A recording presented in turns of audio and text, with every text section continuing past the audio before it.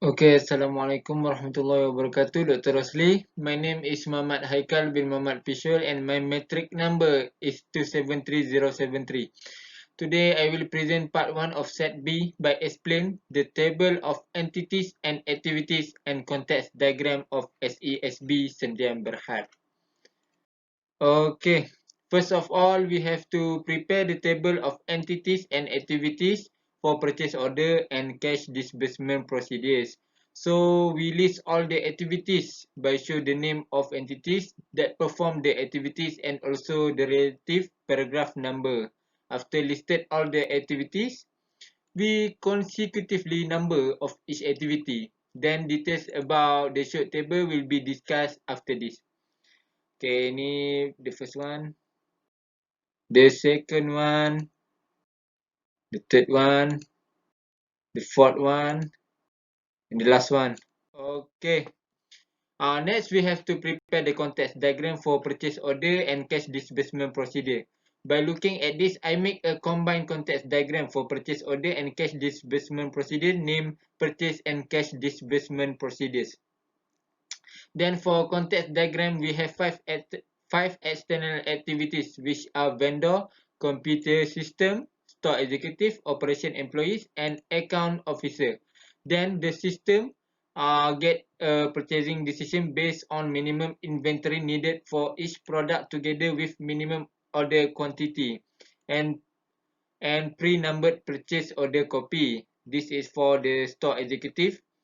Uh, then for the vendor, the system show the notifies of purchase order. Okay, after that, for the operation employees, the system also give the operation employees to sign the designated section for receiving information in the purchase order form and keeps the purchase order copy. Okay, we move to cash disbursement procedures. The system sends the purchase order copy to account officer. This shows the account officer temporarily file the purchase order in incoming vendor's invoice. Upon receiving the purchase order copy, then records the vendor's invoice data and choose the invoice for payment and record the payment detail, which is the payment voucher. Lastly, the computer system record the transaction into a cash disbursement file and creates a payment voucher register file. That's all from me. Thank you. Assalamualaikum warahmatullahi wabarakatuh. So I will talk about logical DFT for purchase order. There are four processes in this. First, review inventory record, which is we review from inventory card. Then, store executive will prepare purchase order based on the vendor data. Then the purchase order detail will be emailed to the vendor. Next, purchase order will be filed into incoming purchase order file. From incoming purchase order will be used by operator employees in process receiving goods. As you can see, vendor will deliver inventory to the operator employees to be inspect and then delivery to the receiving doors. As you can see, they will keep the purchase order and delivery data into the complete delivery file, and then it will be reviewed for all the complete purchase order to be updated to the inventory card, and the purchase order data will be sent to the account unit. At the same time, purchase order and delivery data will be filed into complete delivery file. Next, I will talk about logical DFT for cash disbursement procedure.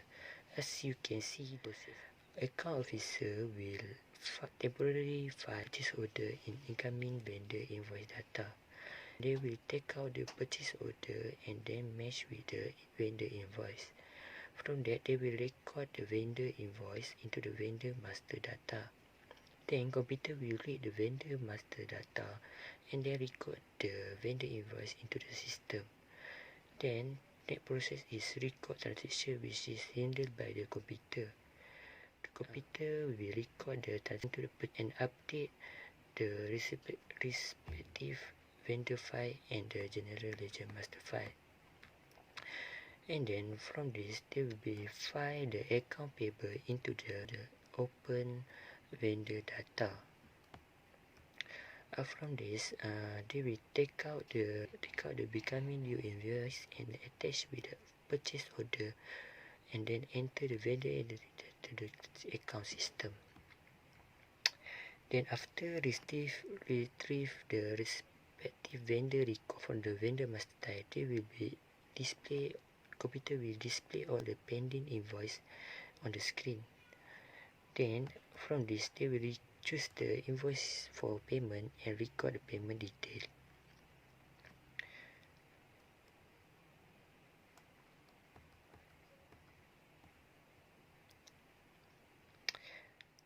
We record the transaction into the cash disbursement file and create a payment voucher register file. After that, they will update the vendor master file and the general for all the transaction enter. From that, they forward the payment voucher to the account manager for payment process, and then account manager will make a payment using the online banking to the respective vendor. Then the vendor will give back the payment slip back to the account officer for filing purpose. Then account officer will attach the purchase order, vendor invoice and payment into the paid invoice file. Then account officer will produce a report from the accounting system to report to the general manager. Next, I will talk about flowchart for the purchase order. As you can see, they basically same to the logical DFT. It just flowchart is the combination of the physical DFT and logical DFT. As you can see, from the vendor, they will be the output like the vendor note, and then from the inventory control, they also have document that have been output, which is purchase order copy 1 and purchase order copy 2. Purchase order copy 2 will be filed into the incoming purchase order file. Then from that, they will be used to inspect and verify inventory, and then the purchase order copy to and with delivery note will be transferred to the complete delivery file to be updated to the inventory card. Next, I will talk about the flowchart for cash disbursement procedure. As you can see, for account unit, there are purchase order copy that will be transferred into incoming vendor invoice file. Then they will review the purchase order and the vendor invoice to be record the vendor invoice to the vendor master file. Also, you can see the invoice for payment file. The output is a purchase order copy, vendor invoice, and the others. They will be transferred into the be updated to the vendor master file. Then for the computer, you can see there are a few process, which is record vendor file, record payment, record transaction, and update transaction. For the record transaction, as you can see, there are a few output, which is account payable summary, purchase order copy 1, and then vendor invoice that be filed into open invoice file. Then this account payable summary will be sent back to the account officer. Then as you can see, there are also account payable department that handle the account manager will be do the payment via the online banking to the vendor. The vendor will send back the payment slip to be updated payment to the purchase invoice file. As you can see, the purchase invoice be used by account officer to prepare a monthly report that to be sent to the general department. Assalamualaikum, my name is Nur Syazul Aiman bin Zainin, and my metric number is 273488, and today I will present about our group project, which is in purchase order and cash disbursement procedure, and my part is possible strength of internal control and risk exposure. Based on our assignment, we have identified three possible strength of internal control, and the first one is segregation of duties. Next is access control, and the last one is input control. For segregation of duty, based on example given by the question, we found that the company has separate their employee in the delivery process, which is it can be seen when agent need to pick up their order from operation employee, but operation employee need to send the delivery note to Selamat, and he will update the unit of delivered in the records. And it shows that the process is involve many person, so it will difficult to any employee to do a fraud. However, for access control, it is only authorized personnel can access the storeroom or maybe system, or maybe a system, and employee for other department can access the place like storeroom, because they are not allowed to do that. So it will reduce the risk from any fraud to happen, because if a fraud happen, the management can easily detect the employee who made the fraud. For input control, this is a IT control, so it will involve a system. The system will help the employee from doing any mistake or errors while entering the code of transaction or data. Because the control will detect any mistakes that doing by employee, so the system will detect and alert the workers or employee from the mistake that they have made. The risk exposure, and this based on the witness that we identified in C. So for the first witness, the risk main exposure is for lose the position. It is because there is no separation of duties. Therefore, fraud can happen when it involves family relationship. For example, the employee will approve the customer who has exceed the credit limits because of the customer have a family relationship, or can be close friend to the workers. Next for the second witness, which is the employee maybe will demotivate with the company, and it will encourage them to do a fraud. Sometimes they're not satisfied with their boss or their other employee, hence he will do a fraud or sabotage the company. Therefore, satisfaction in working is very important. Other than that, is one person is doing many job and tasks, hence it will give them an opportunities to make a fraud. It's because they can access many place or system, hence they can stimulate the data, because they can control the system record from other department and other department. So easily to them to control the data and make a fraud without knowing by anyone. The last one is misappropriation assets, which is there is no supervision, so the workers or employees can do a fraud without knowing by anyone. So they will give them a confidence to do a fraud. They also can manipulate the data and sabotage the data, because they have a lot of time to do a fraud or stimulate the data. So that's all for me for possible strength of internal control and risk exposure from the witness that we have identified in C. Okay, thank you for lending your ears and have a nice day. Warahmatullahi wabarakatuh. My name is Muhammad Rifki Osman. My mentor's number is 27295. So I will present about the possible weakness that we face to the company, and also the suggestion and appropriate internal control that can be implemented or applied by the company. So first and foremost is the single individual process that review and approve the order made by the reseller. From this, we identify the weakness from the circumstances that made by the employees approve a credit limits, even though the customer have exceeds his credit limits but approved by the employee.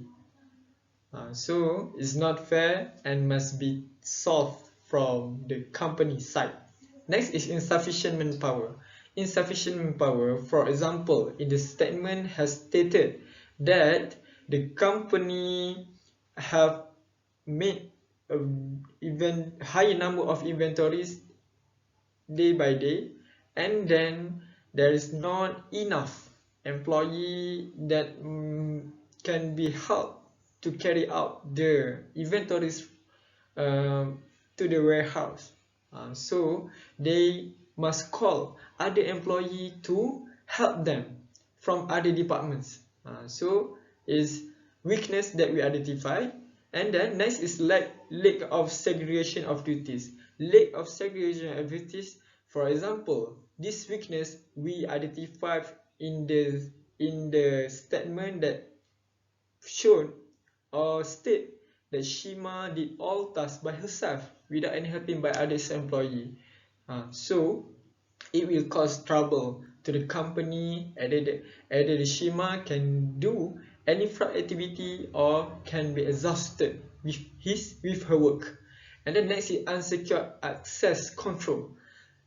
From this, we identify that in the statement stated that Sandra is only one handle all the receipt, and then it can cause trouble to the company because Sandra can make any fraud activities such as can manipulate check and other relative to do with the check receipt.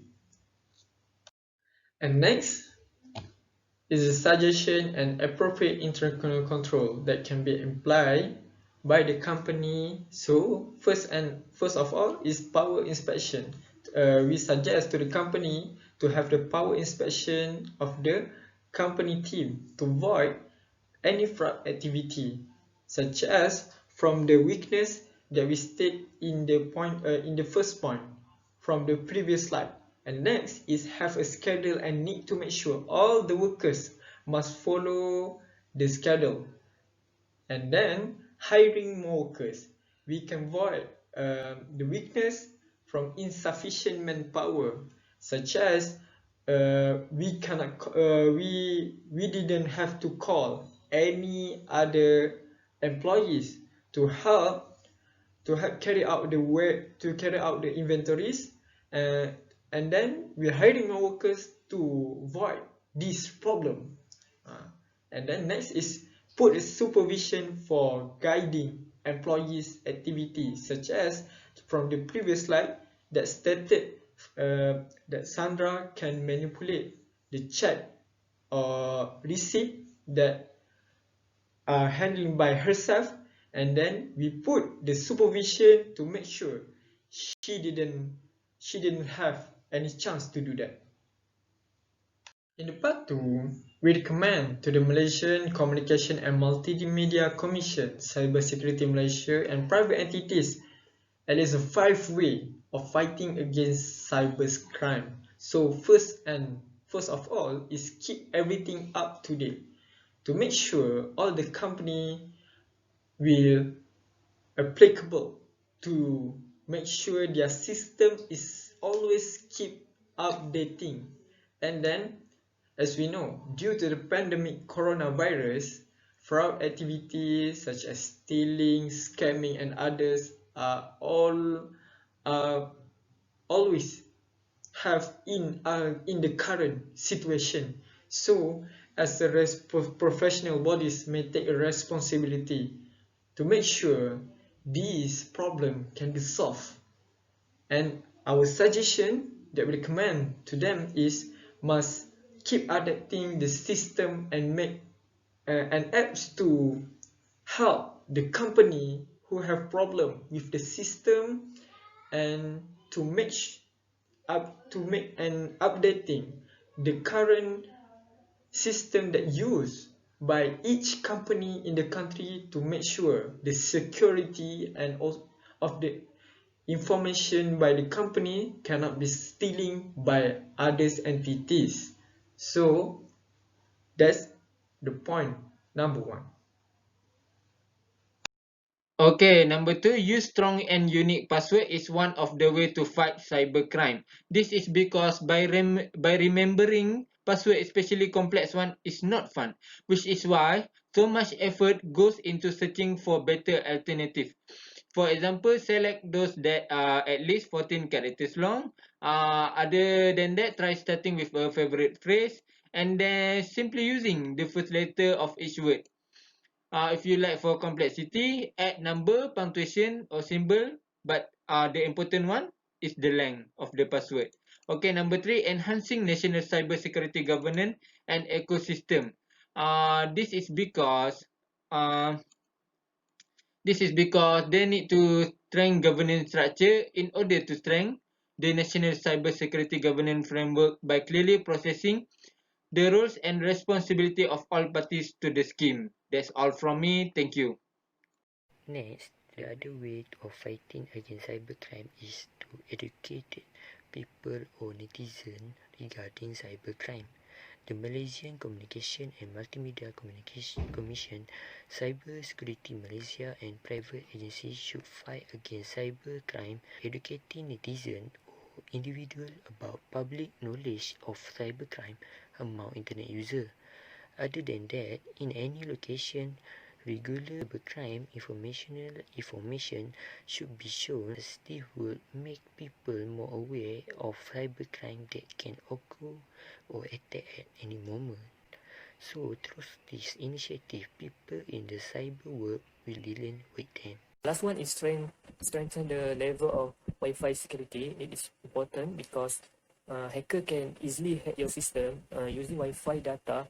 If your security is not enough strong, so it will be more risky if we are using public Wi-Fi. So to be more secure, if we are using public Wi-Fi, we can use VPN, which is there is no one can intercept our data while we are browsing on internet.